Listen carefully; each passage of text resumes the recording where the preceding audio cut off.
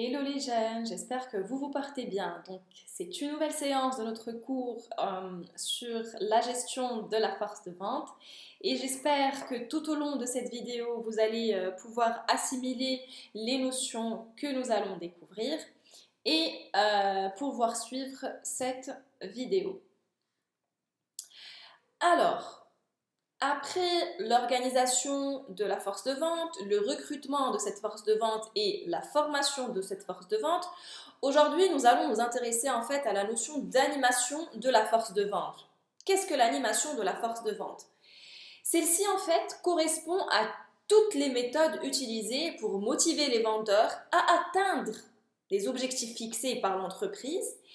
Et donc animer une force de vente, elle consiste donc dans un premier temps à fixer des objectifs, des normes de visite ou des quotas clairs, qu'on va voir en détail dans ce qui suit.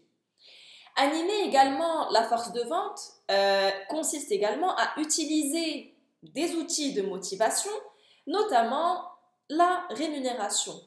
Et enfin, une bonne animation de la force de vente, elle consiste également à contrôler les résultats et à en tirer les conséquences.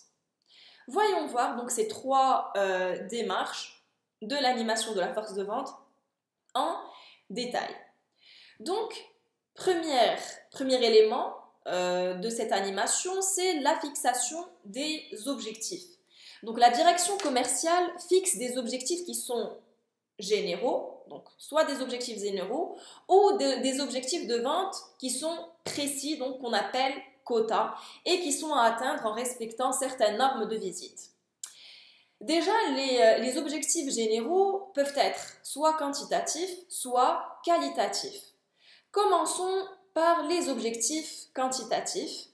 Ceux-ci, en fait, concernent, par exemple, l'accroissement du chiffre d'affaires, du volume des ventes, éventuellement par type de produit. C'est également l'accroissement de la contribution nette, c'est-à-dire du bénéfice. Et parmi ces objectifs généraux, nous avons également les objectifs qualitatifs qui concernent la notoriété de l'entreprise, donc l'image et la notoriété de l'entreprise, la qualité du conseil au client et bien sûr du système après-vente, et enfin la mise en base de données d'information des clients bien sûr.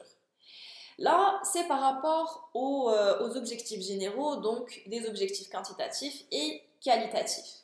Mais en fait, les plus importants, ce sont les objectifs de vente qui sont précis et donc qu'on appelle les quotas de vente.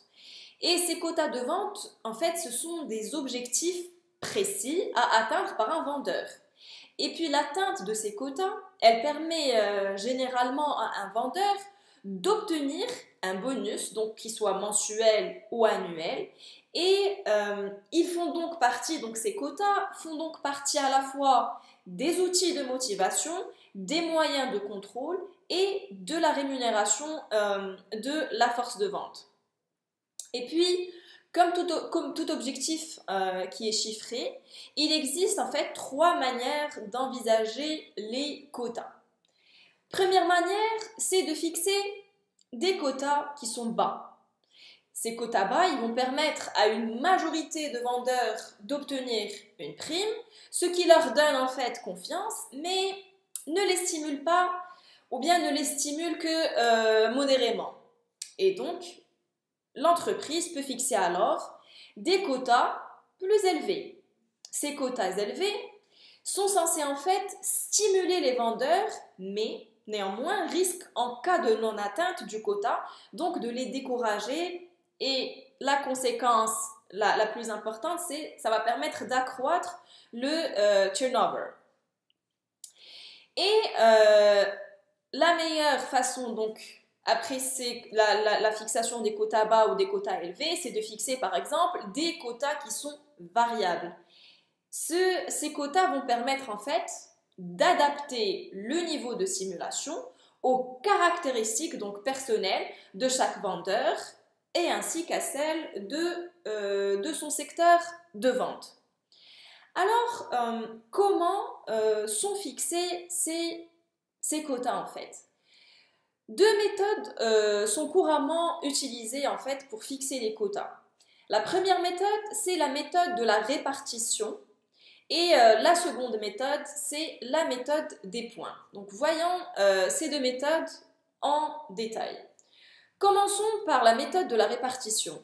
Celle-ci, elle consiste à répartir le volume ou la valeur des ventes donc entre les vendeurs selon un pourcentage déterminé donc à partir de résultats antérieurs. Voyons donc un exemple.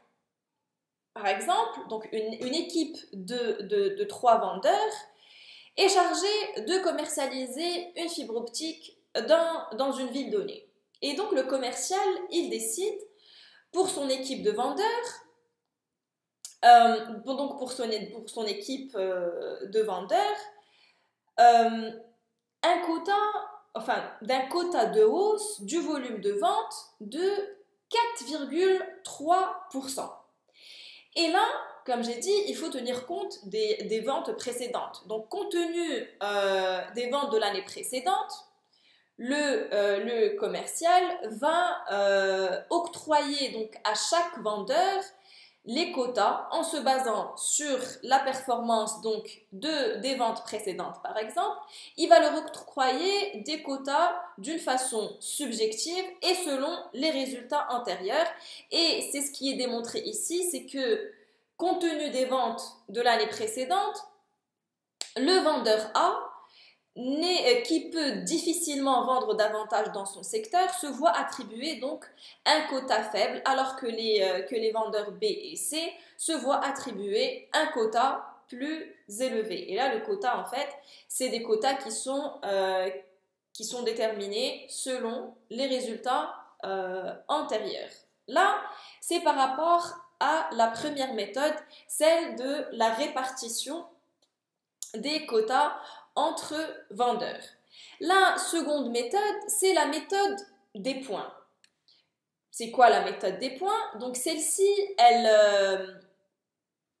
la méthode des points, elle consiste en fait à attribuer à chaque produit de la gamme un certain nombre de points et à déterminer en fait un quota de points donc à atteindre pour chaque vendeur, quel que soit le produit vendu. Une petite illustration donc pour comprendre un peu, pour comprendre ceci. En fait, un magasin par exemple attribue 5 points à la vente d'un téléviseur, 8 points à la vente d'un réfrigérateur et 10 points à la vente d'une cuisinière. Un vendeur par exemple doit atteindre un quota de 1000 points par mois pour obtenir sa prime. Et donc pour l'atteindre, il peut atteindre par exemple en vendant 100 cuisinières.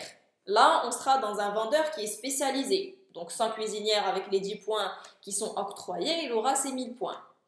Là, c'est pour un vendeur spécialisé. Mais si ce n'est pas le cas, il va vendre une combinaison, en combinaison, donc les 3 produits pour atteindre ces 1000 points. Et là, c'est une illustration donc, qui montre un peu la méthode des points qui sont octroyés en fait à chaque type de vendeur, qu'il soit spécialisé ou pas. Donc là, c'est par rapport à la fixation des objectifs. Donc, une fois ces objectifs fixés, il faut noter que tous les vendeurs ne sont pas logés en fait à la même enseigne, d'accord? Et certains ont une grande liberté d'action, que ce soit en termes de couverture du secteur ou de gestion de temps. Et certains vendeurs, donc d'autres se voient attribuer des normes de visite précises, et ce pour plusieurs raisons. Donc, comme j'ai dit, l'entreprise fixe des objectifs, mais ces objectifs doivent répondre à certaines normes. Et certaines normes sont attribuées à certains vendeurs. Donc, pourquoi? attribuer des normes de visite pour certains vendeurs. Première raison en fait, compte tenu du coût d'un vendeur. En effet, s'il décide par exemple de voir trop souvent un client qui rapporte peu, la rentabilité de l'opération donc risque d'être négative pour l'entreprise. Autre explication, donc inversement, des clients importants sont souvent trop peu visités, alors qu'ils pouvaient générer des ventes supplémentaires. Donc d'où l'intérêt de mettre en place des normes de visite. Et enfin, troisième explication, c'est que les normes de visite varient donc normalement entre 2 à 6 visites par an. Et ceci, c'est en fonction du type du produit vendu, qu'il soit fort contenu technique ou non, du type du client visité, donc si on est dans le relationnel ou non, des caractéristiques donc du vendeur et en fait des actions de la concurrence. C'est pour ceci donc il faut fixer, donc quelle que soit l'entreprise, elle doit fixer les objectifs de chacun des vendeurs, mais aussi attribuer des normes de visite pour certains vendeurs afin de respecter ces normes, comme on a vu, le coût du vendeur, le peu de visites pour des clients importants. C'est ce qui fait en fait, c'est ce qui fait que le processus de vente se fait dans les meilleures conditions. Donc l'objectif final ou bien la finalité en fait, c'est d'atteindre ces objectifs et d'atteindre la performance de l'entreprise. Ceci est par rapport au premier point, celui de la fixation des objectifs. Deuxième point, toujours dans l'animation de la force de vente, c'est en fait la rémunération de cette force de vente. Donc, compte tenu des caractéristiques du métier de vendeur, ces derniers donc, ont souvent un comportement très individualiste et qui est marqué en fait par l'attrait de l'argent. C'est ce qu'on avait vu dans la séance précédente, c'est que un bon vendeur a cet attrait pour l'argent. C'est parmi les qualités. Et donc, le choix de la politique de rémunération est primordial donc pour éviter que les meilleurs vendeurs ne partent à la concurrence. Et là, plusieurs formes en fait de rémunération coexistent. Nous allons voir dans un premier temps le salaire fixe, puis la notion de salaire variable et puis les avantages en nature. Donc ceci, ce sont les 3 modes de rémunération de la force de vente. Commençons par le salaire fixe. Comme pour la plupart des autres métiers, un vendeur perçoit en fait systématiquement un salaire mensuel fixe, donc indépendamment en fait de ses performances. Et puis rémunérer ces vendeurs uniquement par le biais d'un salaire fixe possède l'avantage de la simplicité, c'est-à-dire que la grille du salaire, elle est claire pour tout le monde et chaque vendeur est assuré de percevoir un salaire en fin de mois. Mais, en revanche, l'inconvénient majeur est de ne pas en fait corréler la rémunération avec le résultat des vendeurs qui ne les incite pas à atteindre. Donc il n'y aura pas cette motivation et donc il n'y aura pas de corrélation. Donc l'inconvénient, c'est qu'il n'y aura pas de corrélation entre la rémunération et les résultats du vendeur. Et du coup, ceci ne va pas les inciter à atteindre l'objectif, voire même à dépasser ses objectifs. Donc ça, c'est le principal inconvénient du salaire fixe. Ce qui nous ramène au salaire variable. Le salaire variable, donc beaucoup d'entreprises en fait préfèrent adjoindre à un salaire fixe, chose qui est normale, une part qui est variable, sous forme soit de commission, soit de prime, ou bien un mix de rémunération.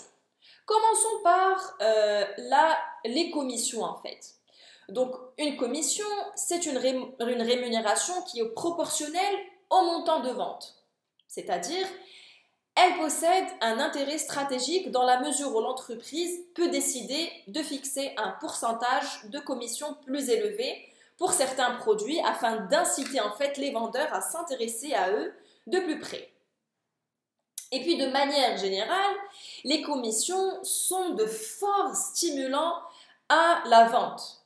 Mais les inconvénients en fait de ce système sont connus.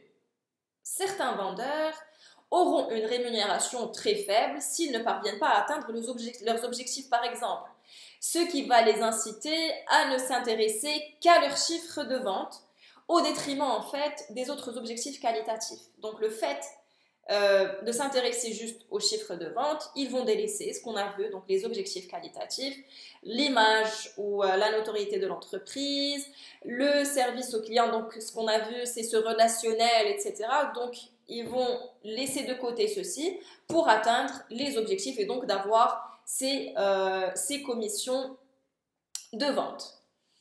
Mais le salaire variable, dans ce salaire variable, nous avons également la prime. La prime, en fait, est une autre forme de rémunération variable incitative qui peut dépendre de plusieurs facteurs, en fait. Ces facteurs, c'est le respect des quotas, le respect également des normes de visite, le dépassement des objectifs, la meilleure progression, la prospection également, et puis surtout la satisfaction des clients. Donc la prime, en fait, est là pour objectif d'orienter le comportement des vendeurs dans le sens désiré en fait par l'entreprise, d'où la force de la prime. Et l'accumulation de primes rend cependant le système de rémunération plus difficile à gérer. Donc là, c'est le principal inconvénient, donc deux inconvénients, c'est que l'accumulation des primes peut rendre difficile le système de rémunération, donc difficile à gérer, et peut accroître également le risque de mécontentement des vendeurs en cas de non-obtention de la prime. Donc là, ce sont vraiment les deux inconvénients de l'accumulation des primes. Du coup, les entreprises, ou quelques entreprises, utilisent le mix de rémunération qui consiste en fait à mélanger savamment les deux formes de rémunération, c'est-à-dire celle décrite ci-dessus, la prime et les commissions, afin un peu d'éliminer les inconvénients donc de chacune d'elles. Et puis, mis à part les salaires, donc que ce soit le salaire fixe ou le salaire variable, donc à l'intérieur de ce système de rémunération, l'entreprise a le choix également entre un mode de rémunération qualitatif et le salaire qui est un mode de rémunération quantitatif. Et donc, le mode de rémunération qualitative est appelé avantage en nature. Donc, dans ces avantages en nature vont de la voiture en fait de fonction, excusez-moi, de la mutuelle de l'entreprise, l'assurance vie, les réductions par exemple sur les produits de l'entreprise ou par exemple des aides personnalisées à la vente par exemple. Et puis on peut aussi classer les avantages en nature, les gains obtenus par exemple suite à un concours de vente fréquemment organisés, en fait qui sont fréquemment organisés pour motiver et stimuler l'équipe de vente et qui permettent par exemple de gagner des voyages ou bien des cadeaux. Donc là, c'est par rapport aux avantages en nature qui viennent compléter par exemple le salaire variable et une autre forme de rémunération incitative et qui motive les vendeurs à faire de leur mieux et donner de leur mieux. Donc là, c'est par rapport à la rémunération. Donc par rapport à la rémunération, nous avons le salaire fixe qui a pour principal inconvénient pas de corrélation donc, entre la rémunération et les résultats des vendeurs. Là, le salaire variable qui est une forme de rémunération incitative donc à travers trois modes de rémunération, les commissions, la prime et le mix de rémunération. Les commissions ont pour principal inconvénient donc les commissions, elles ont pour principal inconvénient le fait que certains vendeurs auront une rémunération qui est très faible, s'ils ne parviennent pas à atteindre leur objectif, donc ils vont s'intéresser plus au chiffre d'affaires, ou bien leur chiffre à eux, que les objectifs qualitatifs. Par rapport à la prime, qui est une forme de rémunération incitative, mais au cas où il y a une accumulation de primes, ça sera difficile de gérer le système de rémunération. Et puis, il y a risque aussi de mécontentement des vendeurs. Et enfin, l'entreprise peut faire le mix de la prime et des commissions, et donc qui va permettre d'éliminer les inconvénients des commissions et des primes. Et enfin, des avantages en nature qui permettent de motiver les vendeurs. Donc, après la fixation des objectifs et le mode de rémunération, vient maintenant le contrôle de cette force de vente ou le contrôle des résultats de cette force de vente. Donc le caractère plus ou moins strict du contrôle des vendeurs dépend en fait de leur métier. Par exemple, un VRP multicarte n'est pas contrôlé comme un télévendeur ou un vendeur en magasin. Et donc, le contrôle de la force de vente aura lieu avant, pendant et après l'activité de vente.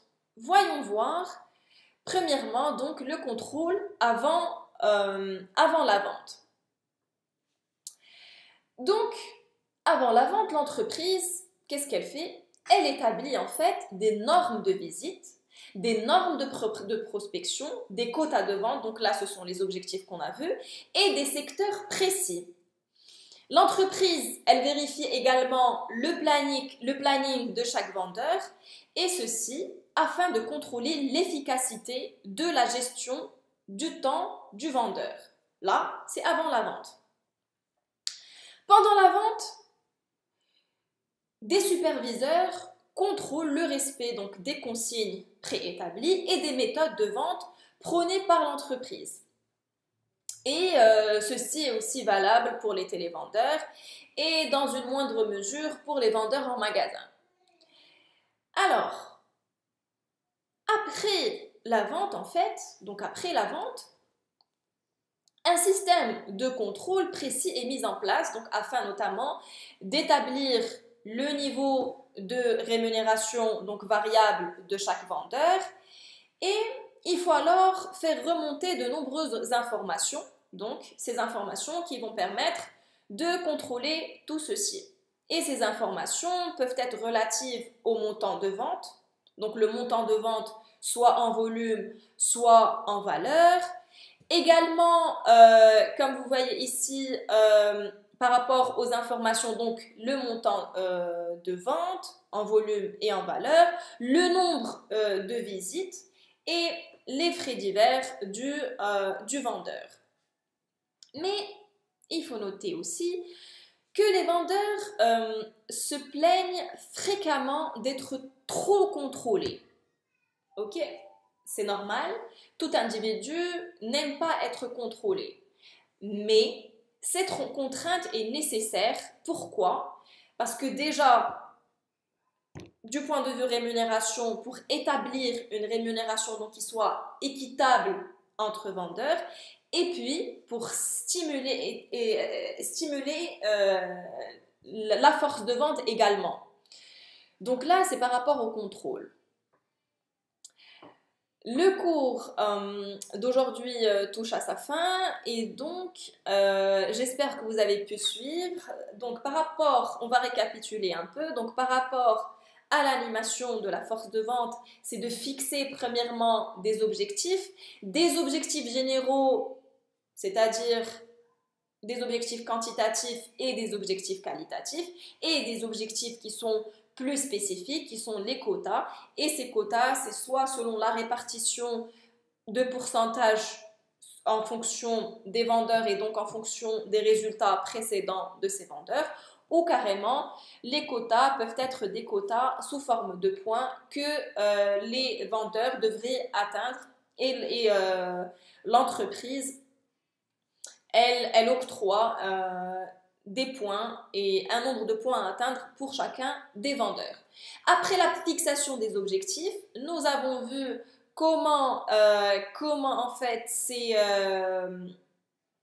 vendeurs sont rémunérés, à travers un salaire fixe qui n'est pas vraiment efficace comme mode de rémunération, une rémunération, donc le passage à une rémunération, donc à un salaire qui est plus variable à travers des primes, les commissions, mais le meilleur à faire donc pour une entreprise, donc pour stimuler et motiver les vendeurs, c'est de faire le mix entre commission et primes pour que ça soit équitable et pour que même les objectifs qualitatifs, donc tout ce qui est relationnel, tout ce qui est satisfaction du client, soient pris en compte.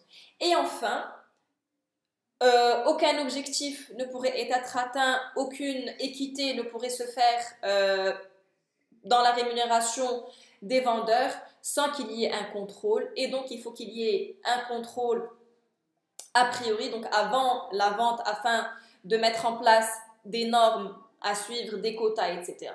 Et bien sûr, vérifier le planning de chaque vendeur. Et là, c'est pour que le vendeur sache gérer son temps. Et puis, un contrôle qui sera pendant la vente. Et c'est là où vont intervenir des superviseurs pour voir s'il y a vraiment le respect donc, des normes qui ont été établies avant la vente. Et enfin, et le plus important surtout, c'est le contrôle après-vente, donc de contrôler les résultats afin d'établir une rémunération équitable et puis pour stimuler les ventes. Et ceci préconise qu'il y ait la remontée de nombreuses informations, que ce soit sur les montants des ventes, sur le nombre de visites ou bien les frais divers du vendeur. Donc les jeunes, notre cours touche à sa fin et comme toujours, ce sont les grands axes, ce sont des mind maps qui vous permettent d'avoir les grands axes. Faites des recherches à côté. Je partagerai des exercices à faire et des TD pour comprendre un peu le concept de quota. Et je vous dis très très bon courage. N'hésitez pas à me poser vos questions, à demander des compléments d'information. Donc comme toujours, soit par mail, soit sur Facebook, soit sur Google Classroom. Et je vous souhaite très bon courage et à la prochaine séance. Portez-vous bien. Au revoir.